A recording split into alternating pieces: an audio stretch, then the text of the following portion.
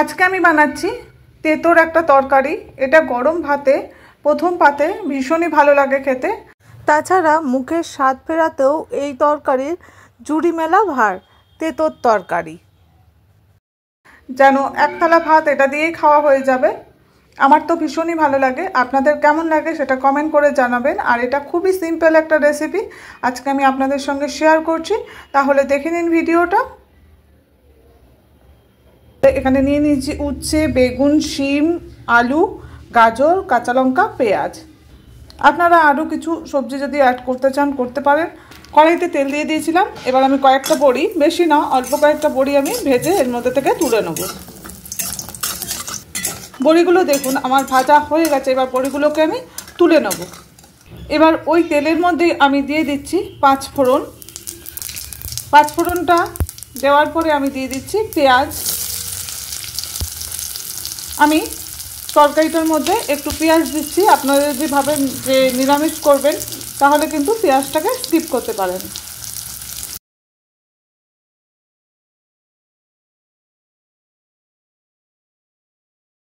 পেঁয়াজটা কিন্তু বেশি লাল লাল করে ভাজবো না।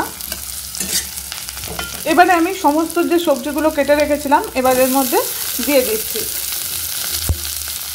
আমার বাড়িতে গাজরগুলো ছিল, শুকিয়ে যাচ্ছে বলে দিলাম। আপনারা চাইলে নাও দিতে পারেন। এবার দুটো কাঁচা লঙ্কাও দিয়ে দিলাম, একটা কাঁচা একটা পাকা।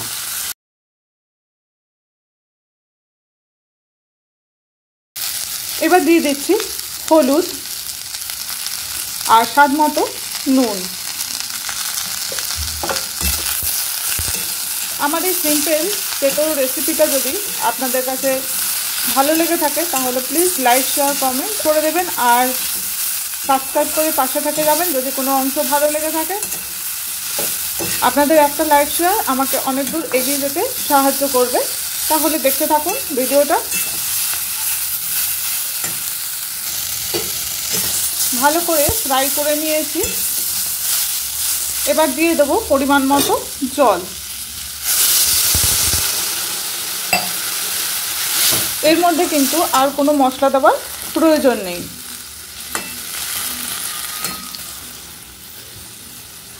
এবারে ঢাকা দিয়ে দেবো সেদ্ধ যতক্ষণ না হচ্ছে ততক্ষণ পর্যন্ত। দেখুন জলটা কিন্তু শুকিয়ে গেছে অনেকটাই।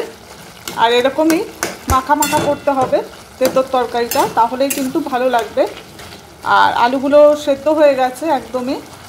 এবার দিয়ে দেবো ভেজে রাখা বড়িগুলো।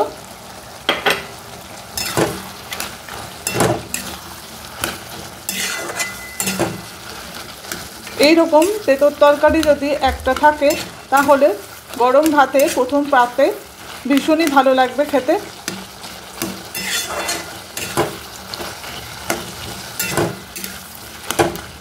এরমভাবে খুন্তি দিয়ে কিন্তু ভেঙে ভেঙে নিতে হবে, তাহলে টেস্টটা আরও বেশি ভালো লাগবে।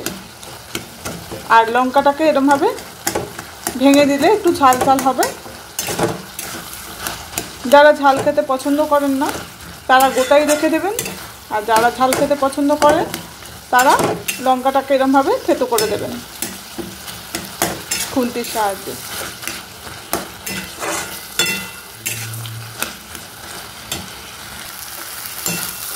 দেখুন একদম শুকনো শুকনো করে নিতে হবে এরমভাবে। আর বড়িগুলোকে খুন্তির সাহায্যে আমি ভেঙে দিয়েছি। আপনারা চাইলে হাত দিয়েও ভেঙে তারপরে দিতে পারেন। এবার তৈরি হয়ে গেছে তেঁতোর তরকারিটা। আমি গ্যাসটাকে অফ করে দিচ্ছি, দিয়ে এবার একটা প্লেটের মধ্যে সার্ভ করে নেব। দেখুন একটা প্লেটের মধ্যে আমি নিয়ে নিয়েছি।